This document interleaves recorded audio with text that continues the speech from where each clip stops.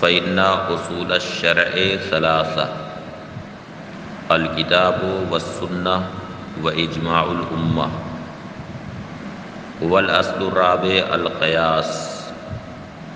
المستنبط من هذه الاصول، ومن حکم الحقیقة والمجاز استحالۃ اجتماعہما مرادین بلفظ واحد۔ حقیقت اور مجاز کا حکم کیا ہے؟ تو فرماتے ہیں کہ ایک لفظ سے معنی حقیقی اور معنی مجازی دونوں مراد نہیں لیا جا سکتا۔ بیک وقت کسی لفظ سے معنی حقیقی اور معنی مجازی دونوں مراد لینا محال اور باطل ہے۔ اب اس کی ایک محسوس مثال دیتے ہیں۔ کما استحال ان یکون الثوب الواحد علی اللابس ملکا وعاریتا فی زمان واحد، جیسا کہ یہ بات محال ہے کہ پہننے والے کے بدن پر ایک کپڑا بیک وقت اس کی ملکیت کا بھی ہو اور عاریت یعنی ادھار کا بھی ہو، یہ بات محال ہے۔ پہننے والے کے جسم پر جو کپڑا ہے وہ ایک وقت میں یا تو اس کی ملکیت کا ہوگا یا پھر عاریت کا ہوگا۔ ایسا نہیں ہو سکتا کہ وہ کپڑا ملکیت کا بھی ہو اور عاریت کا بھی ہو بیک وقت، یہ نہیں ہو سکتا۔ تو اب اسی طرح سے کسی لفظ سے اس کا معنی موصول ہو اور اس کا غیر معنی موصول ہو، دونوں بیک وقت مراد لیا جائے، یہ نہیں ہو سکتا ہے، یہ بات محال ہے۔ تو فرماتے ہیں وَمِنْ حُکْمِ الْحَقِیقَةِ وَالْمَجَازِ استحالۃ اجتماعہما مرادین بلفظ واحد۔ اور حقیقت اور مجاز کے حکم سے یہ ہے کہ دونوں کا اجتماع ایک لفظ سے بیک وقت مراد ہو کر کے محال ہے۔ کما استحال ان یکون الثوب الواحد علی اللابس ملکا وعاریتا فی زمان واحد، جیسا کہ یہ بات محال ہے کہ ایک زمانے میں ایک وقت میں ایک کپڑا پہننے والے کے جسم پر ملکیت کا بھی ہو اور عاریت کا بھی ہو۔ وَلِہَذَا قَالَ محمد فی الجامع، یہی وجہ ہے کہ امام محمد رحمۃ اللہ تعالی علیہ نے جامع کبیر میں فرمایا لو انا عربیا لا ولاء علیہ اوصى بثلث مالہ لموالیہ وَلَهُ مُعْتَقٌ واحد، یعنی ایک عربی شخص نے، وہ عربی شخص جس کے اوپر حق ولا ثابت نہ ہو، وہ اپنی ثلث مال کی وصیت اپنے موالی کے لیے کرے۔ ان الفاظ پہ آپ حضرات دھیان دیں گے، یہ کہا جا رہا ہے کہ وہ عربی شخص جس پر کسی کا حق ولا نہ ہو۔ یہ یاد رہنا چاہیے کہ لا ولا علیہ یہ عربی کی محض تاکید کے لیے، ورنہ عربی کے اوپر کسی کا بھی حق ولا ثابت نہیں ہو سکتا۔ تو فرمایا کہ وہ عربی جس کے اوپر کسی کا حق ولا نہ ہو، کوئی بھی حق ولا نہ ہو، وہ اپنے ثلث مال کی وصیت اپنے موالی کے لیے کرے، اور حال یہ ہے کہ وَلَهُ مُعْتَقٌ واحد، یعنی اس کا آزاد کردہ ایک ہی غلام ہے۔ فَاسْتَحَقَّ النِّصْفَ، تو وہ آزاد کردہ غلام اس نصف یعنی ثلث مال کے نصف کا مستحق ہوگا۔ ثلث مال کے نصف کا وہ مستحق ہوا۔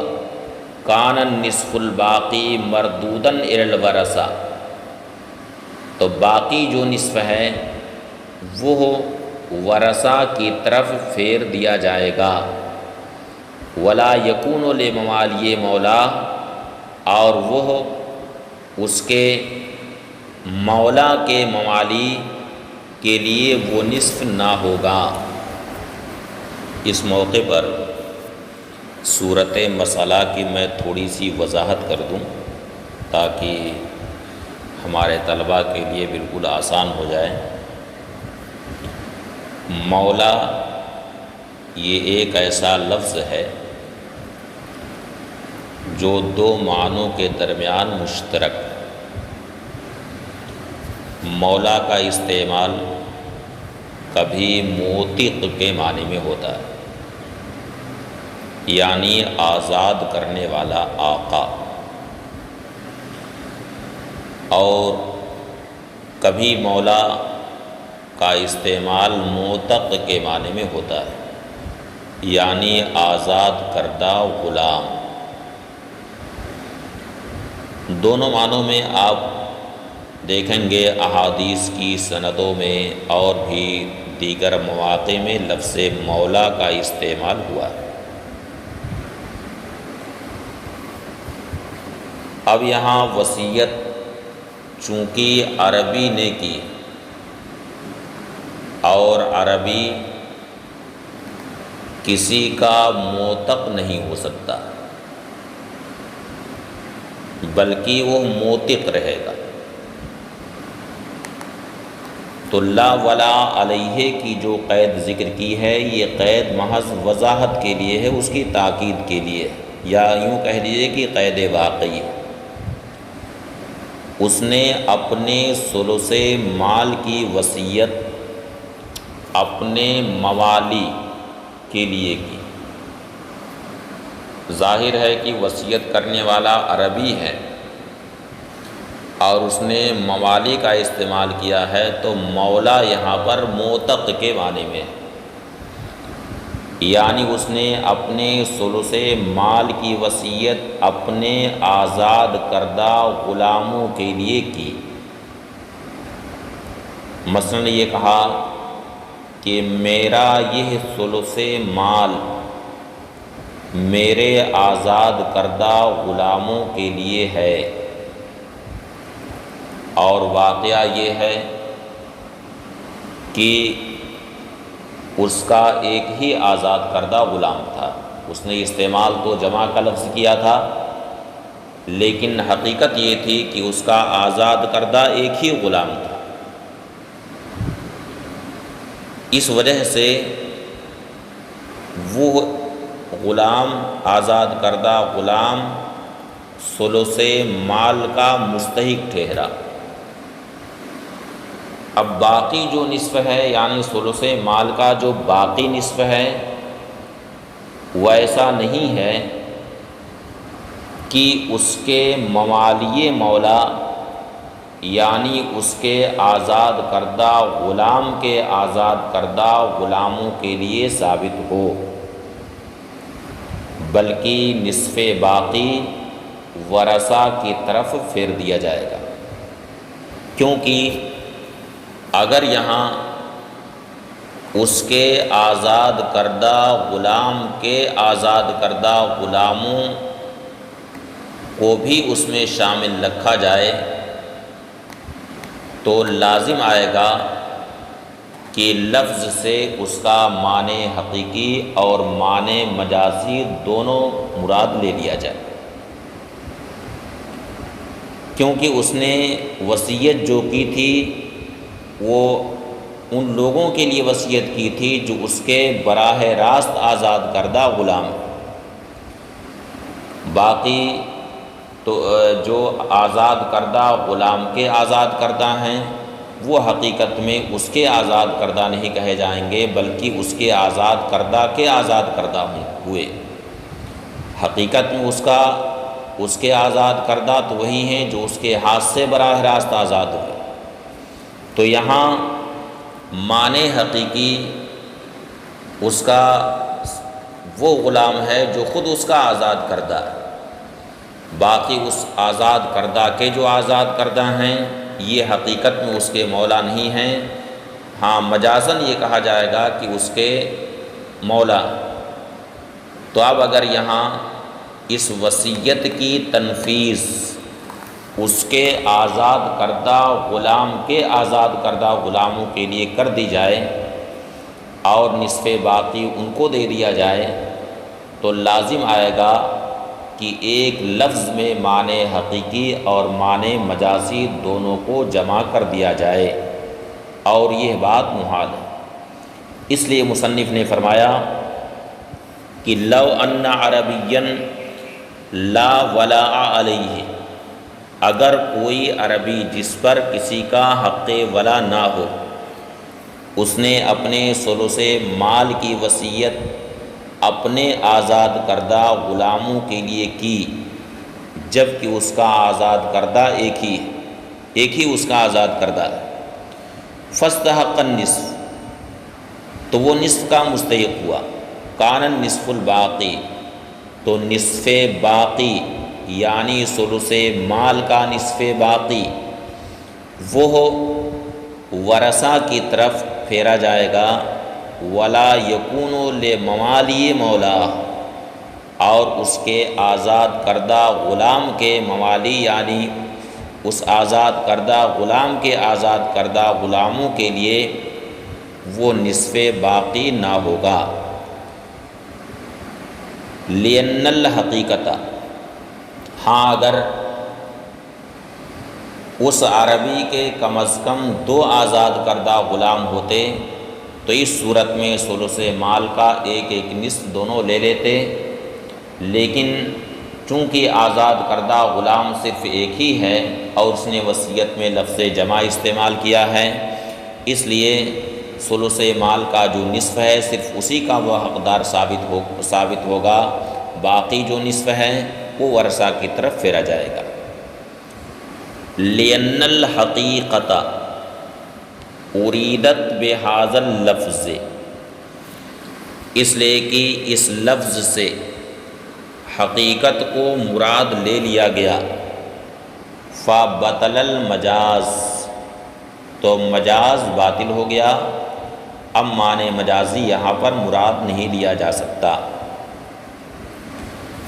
وَإِنَّمَا أَمَّهُمُ الْأَمَانُ فِيمَا إِذَا اسْتَأْمَنُوا عَلَىٰ أَبْنَائِهِمْ وَمَوَالِيهِمْ، اب یہاں سے ایک سوال مقدر کا جواب دیتے ہیں۔ سوال یہ ہے کہ 2 فریق میں جنگ ہو رہی تھی اور دوسرے فریق نے اپنے ابنا اور اپنے موالی کے لیے امان طلب کیا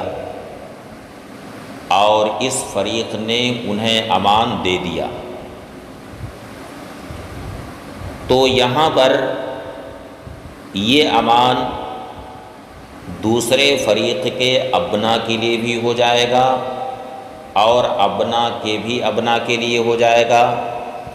اسی طرح سے ان کے موالی کے لیے بھی ہوگا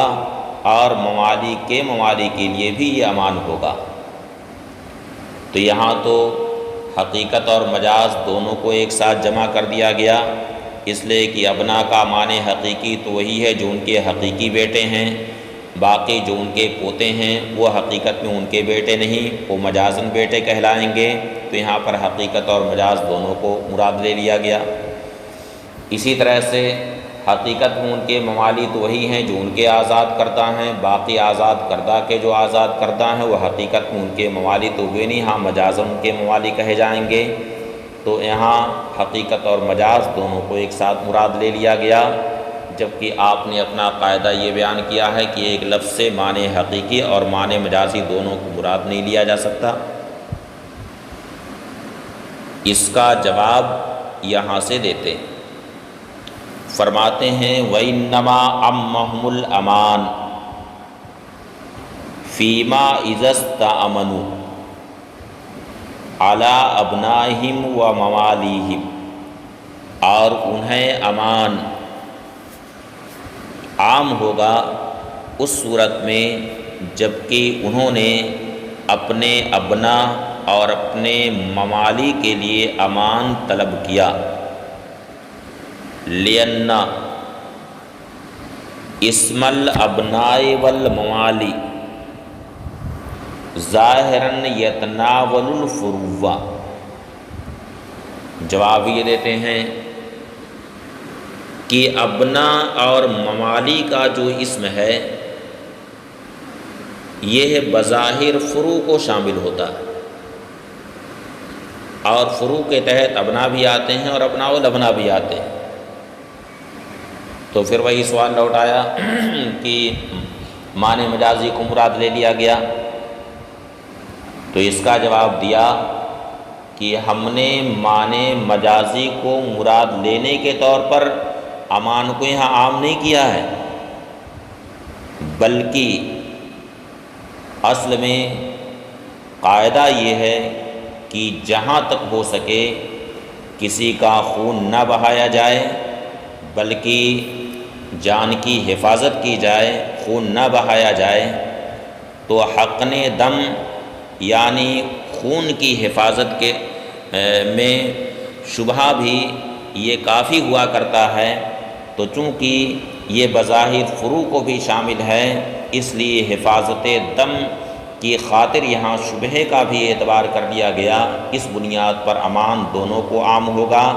اس وجہ سے نہیں یہاں امان کو عام کیا گیا ہے کہ معنی حقیقی اور معنی مجازی دونوں کو ایک ساتھ یہاں پر اکٹھا کر دیا گیا ہے۔ فرماتے ہیں لِأَنَّ اسم الابناء والموالی،